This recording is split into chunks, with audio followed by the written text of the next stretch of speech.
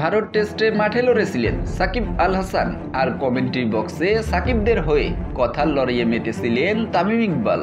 দুই বন্ধুর সম্পর্কে ফাটল ধরেছে অনেক দিন হলো, মাঠে এখন আর তেমন দেখা যায় না তাদের। তামিম অনেক আগেই টি-20কে বিদায় জানিয়েছেন, টেস্ট এবং ওয়ানডেকে বিদায় না জানালেও অনেক দিন ধরে মাঠের বাইরে আছেন তিনি। সম্প্রতি সাকিব টেস্ট এবং টি-20 থেকে অবসরের ঘোষণা দিয়েছেন, হয়তো আগামী বছর পাকিস্তানে বসতে যাওয়া আইসিসি চ্যাম্পিয়ন ট্রফিতে একসঙ্গে দেখা যাবে তাদের।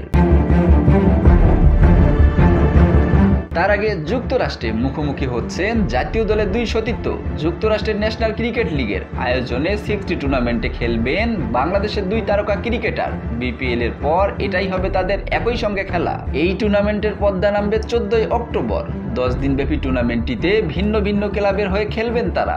10 ওভারের টুর্নামেন্টটির আসন্ন আসরে তামিম খেলবেন টেক্সাস গ্ল্যাডিয়েটর্সের হয়ে, সাকিবের দল লস অ্যাঞ্জেলেস অ্যাভেস।